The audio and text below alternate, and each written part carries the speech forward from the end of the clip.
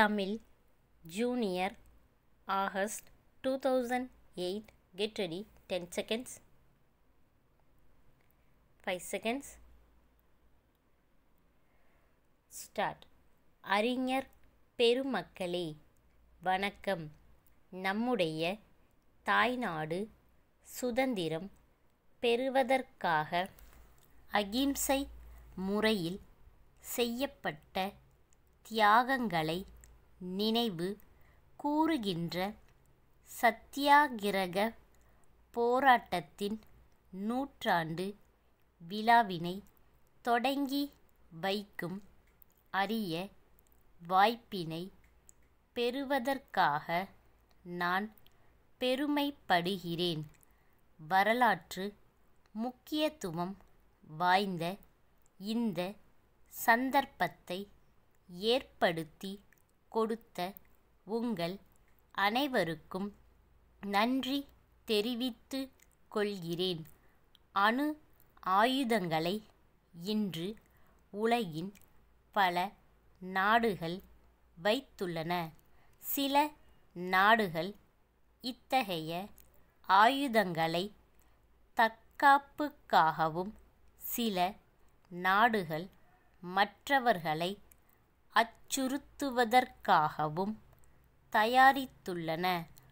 உலக போர்களினால் ஏற்பட்ட இன்னல்களை நேரில் பார்த்த போதிலும் அணு ஆயுதங்களை தடை செய்வதில் உலகம் தோற்று விட்டது என்றே சொல்லலாம்.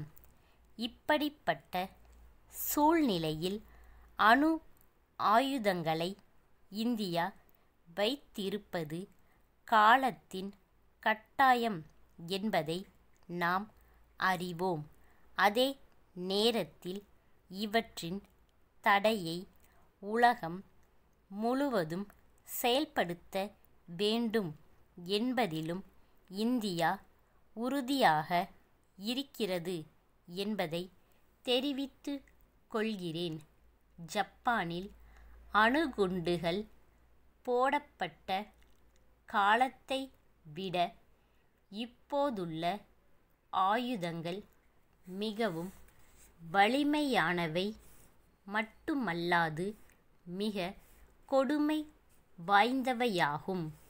அப்போதைய உயிரிழப்புகளை எண்ணி மனம் கலங்காதவர்களே இல்லை. இருப்பினும் இத்தகைய ஆயுத உற்பத்தி நிறுத்தப்படவில்லை. இப்போது ஒரு நாட்டிலுள்ள இராணுவ பலத்தின் சக்தியாக இவை விளங்குகின்றன. மனித சமுதாயத்தை வேரோடு அழிக்கும் சக்திமிக்க அணு ஆயுதங்களை சில நாடுகள் வைத்து கொண்டிருக்கின்றன. அவற்றுடன் மேலும் சில இரசாயன மற்றும் உயிரியல் ஆயுதங்களையும் சேர்த்து வைத்துள்ளனர். இவற்றை எல்லாம் ஒழிப்பதற்கு சர்வதேச அளவில் ஒருமித்த கருத்தை ஏற்படுத்தி நடவடிக்கை எடுக்க வேண்டுமென்று சுட்டிக்காட்ட விரும்புகிறேன்.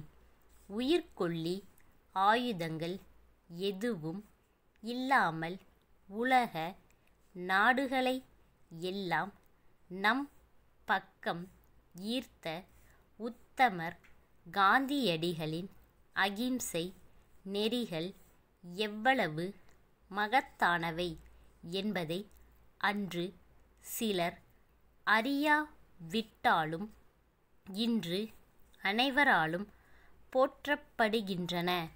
எத்தகைய எதிர்ப்புகளையும் துயரங்களையும் சந்திக்க நேர்ந்தாலும் கொண்ட கொள்கைகளிலிருந்து சிறிதளவும் மாறாத அண்ணல் காந்தியடிகளையும் அவருடைய தொண்டர்களையும் எதிர்கால சந்ததியினர் போற்றும் வகையில் இந்த நூற்றாண்டு விழா வெற்றி பெற வேண்டுமென்று வாழ்த்தி விடை பெறுகின்றேன்.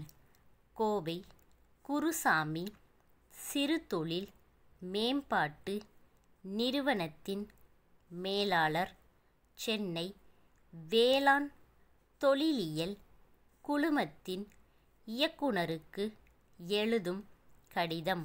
அன்புடையீர், எங்கள் நிறுவனம் சிறுதொழில் முனைவர்களுக்கு வழிகாட்டியாகவும் விவசாயிகளுக்கு பயன்படும் கருவிகளை குறைந்த விலையில் உற்பத்தி செய்யும் அமைப்பாகவும் செயல்பட்டு வருகிறது.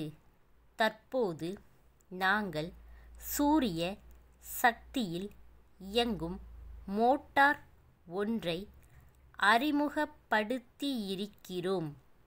மின்சார பற்றாக்குறையால் பாதிக்கப்படுகின்ற விவசாயிகளுக்கு இது ஒரு வரப்பிரசாதமாக அமையும்.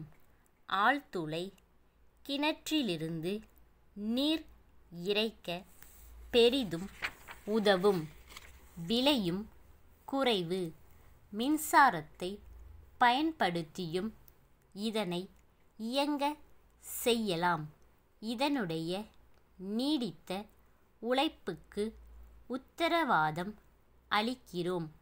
பல்வேறு ஆய்வுகள் மூலம் இதனை நிரூபித்துள்ளோம்.